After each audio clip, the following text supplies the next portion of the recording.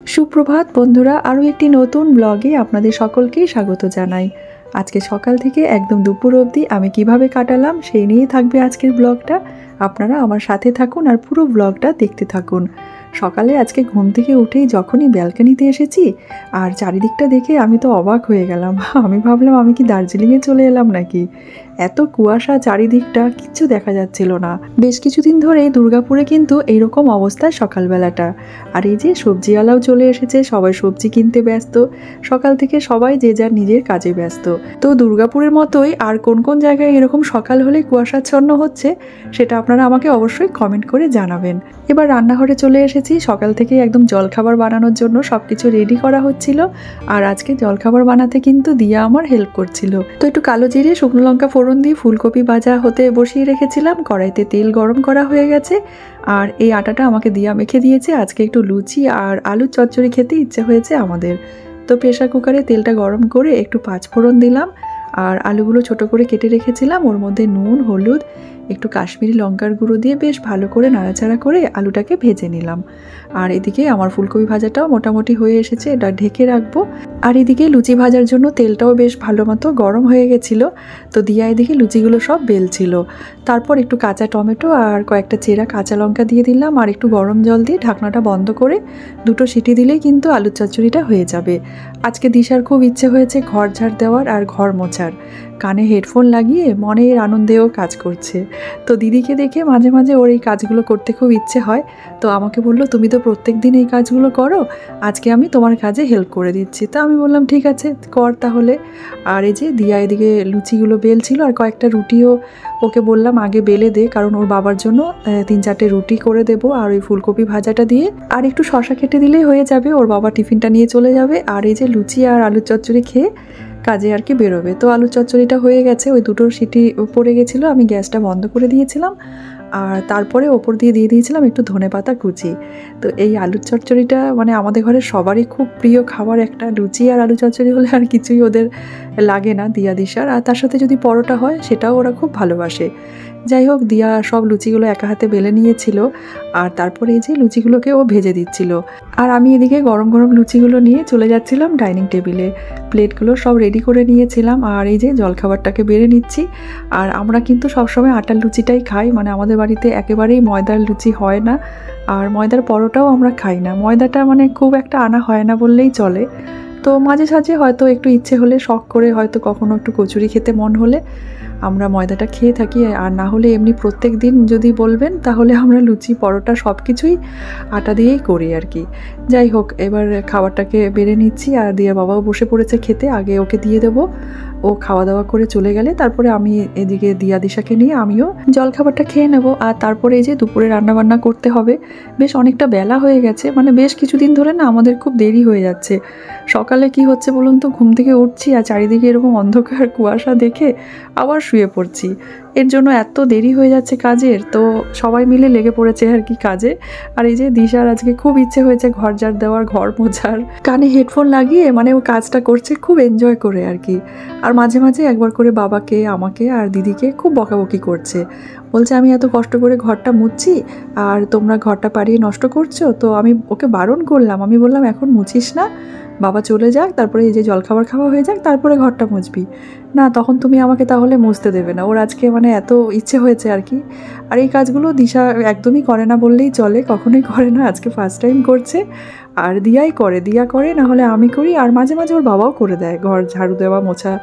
তো আজকে ও বলছে কেন দিদি যদি পারে আমি কেন পারবো না। ওর তো সবসময় দিদির সাথে সব ব্যাপারেই কম্পিটিশন, মানে যে কোনো কাজেই দিদিকে দেখে ওর মানে খুব কাজ করার এনার্জিটা আরও মানে দ্বিগুণ হয়ে যায়।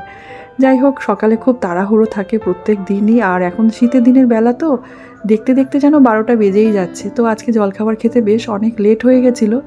আর গরম গরম লুচি আর আলুর চচ্চড়িটা, তার সাথে আমি একটু কাঁচা লঙ্কাও নিয়েছি। মানে আমি খাবারের সাথে সবসময় একটু কাঁচা লঙ্কাটা নিই পাতে, আর আমার খুব ভালোও লাগে মানে কাঁচা লঙ্কা দিয়ে খাবার খেতে। যাই হোক, আমাকে দেখে দেখে আজকে দিয়া দিশাও আবার দেখছি লঙ্কা নিয়েছে আর খাচ্ছে। আর বলছে মা ঝাল নয় তো সেটা বলো, কিন্তু আলুর চচ্চড়িটা কিন্তু বেশ ঝাল হয়েছে। ওর মধ্যে আমি বেশ কয়েকটা কাঁচা লঙ্কা দিয়েছিলাম। তো যাই হোক, এবার দুজনা আমরা গল্প করতে করতে খাচ্ছি আর দিয়াও আছে। দিয়া আজকে অন্য কাজ করবে, ও একটু ওয়ার্ড্রপগুলো সব গোছাবে। ও আমাকে বলল যে মা আমি আজকে যাই, গিয়ে যত জামা কাপড় আছে বেশ কিছুদিন ধরে কেচে কেচে সব জমানো হয়েছিল, তো বললো আমি সেগুলো গুছিয়ে দিচ্ছি আর তুমি অন্য কাজ করো। তারপর আমি এক কাপ গ্রিন টি নিয়ে বসেছি, আর দিশা সকাল সকাল স্নান করে নিয়েছিল। স্নান করে ও গোপুসোনাদেরকে সুন্দর করে স্নান করিয়ে বললো মা আজকে আমি পুজোটা করে দিচ্ছি। তো আমি ভাবলাম ভালোই হলো, আজকে তো আমার অনেক কাজ থেকেই দেখছি তোরা ছুটি দিয়ে দিচ্ছিস, পুজোটাও করে দিলি। যাই হোক, এবার চলে এসেছি রান্নাঘরে আমার যেটা কাজ সেই কাজটা করতে। তো একটু উচ্ছে কেটে নিচ্ছি, উচ্ছে ভাজা করব। আজকে তো শুক্রবার, আর শুক্রবারটা আমরা নিরামিষ খাই। তো উচ্ছেটা ভালো করে ধুয়ে নিয়েছিলাম, আর নুন হলুদ একটু কাশ্মীরি লঙ্কার গুঁড়ো ভালো করে মেখে দিয়েছিলাম। তারপর তেলটা গরম করে উচ্ছেটা দিয়ে ঢেকে দিলাম, আর বেশ একটু লাল করে ভেজে তুলে রাখছি। আর এই উচ্ছে ভাজার গন্ধটা কিন্তু আমার ভীষণ ভালো লাগে, আর এর গরম গরম ভাতের সাথে উচ্ছে ভাজাটা খেতে দেখবেন বেশ ভালো লাগে কিন্তু। যাই হোক, উচ্ছেটা ভাজা হয়ে গেছে। এবার একটা লাউ ছিল ফ্রিজে, তো লাউটাকে বের করলাম। আর লাউটা কাটার সময় ভাবছি এমন করে বানাতে হবে আজকে লাউটা যেন দিয়া দিশা খেয়ে নেয়। মানে ওরা লাউটা খুব একটা মানে পছন্দ করে না, দিয়া যদিও খায় আর দিশা কিন্তু একদম খেতে চায় না। তো যাই হোক, লাউটাকে গ্রেট করে রাখলাম, একটু লাউয়ের কোপ্তা করে নেব আলু দিয়ে, এটা দিশা খেয়ে নেবে, দিশা বুঝতেও পারবে না। এদিকে আমি একটা মশলা করে নিয়েছি, আদা, কাজু বাদাম, কাঁচা লঙ্কা আর টমেটোর পেস্ট। তারপর গ্রেট করা লাউটার মধ্যে আমি দিয়ে দিলাম 1 চামচ ময়দা, 1 চামচ কর্নফ্লাওয়ার, ধনেপাতা কুচি দিলাম, স্বাদ মতো নুন দিলাম, আর একটু সামান্য করে জিরে গুঁড়ো, কাশ্মীরি লঙ্কার গুঁড়ো, হলুদ, আর দিয়ে দিলাম ধনে গুঁড়ো। ব্যাস সব কিছু একসাথে মিক্স করে, আর কড়াইতে তেলটা আগে চাইতে আমি গরম করেই রেখেছিলাম। তো গোল গোল করে এই কোপ্তাগুলোকে ভেজে নিলাম মিডিয়াম আঁচে। তারপর ওই তেলের মধ্যে গোটা জিরে, গোটা গরম মশলা, তেজপাতা ফোড়ন দিলাম, আর কেটে রাখা আলু দিয়ে দিয়েছি। আলুটাকে একটু ডুমো করে কেটে নিয়েছিলাম, স্বাদ মতো নুন দিয়ে ভালো করে নাড়াচাড়া করে ঢেকে রেখেছিলাম। আলুটা যখন বেশ ভালো মতো ভাজা হয়ে গেছে তখন আমি ওই মশলাটা দিয়ে বেটে রেখেছিলাম সেটাও দিয়ে দিলাম।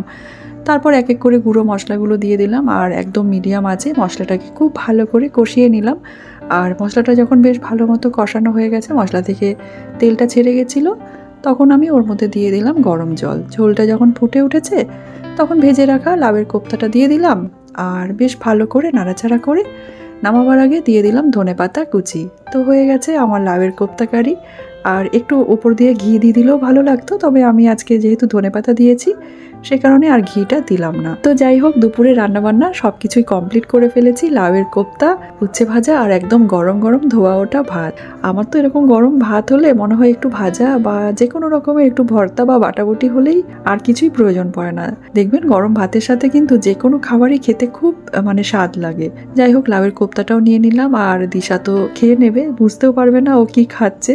আসলে ওকে সব কিছু খাওয়ানোতে আমি খুব টেনশনে থাকি, ও কিন্তু খেতে চায় না। লাউ, কুমড়ো, পটল, মানে অনেক কিছু সবজি ও খেতে চায় না।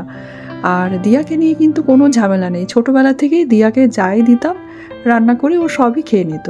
আর বাড়ির ছোটরা একটু মানে দেখবেন একটু আদুরে হয়, একটু নখরাটা ওদের বেশি হয়, সেই কারণে মানে দিশার খুবই নখরা খাওয়া দাওয়া নিয়ে। যাই হোক, দিয়া খাবারটা নিয়ে চলে গেল রুমে, আর এই যে দিশারানীকে বসিয়েছি খেতে। আমি জিজ্ঞেস করছি কেমন হয়েছে, না বলছে খুব সুন্দর হয়েছে, অথচ ও কি খাচ্ছে সেটা কিন্তু ও জানে না। চলুন এবার আমিও খাবারটা খেয়ে নিই, আর আজকের কুকিং ব্লগটা এখানেই শেষ করে দিই। আজকের কুকিং ব্লগটা ভালো লেগে থাকলে অবশ্যই এটা কমেন্টে জানাতে ভুলবেন না। ধন্যবাদ।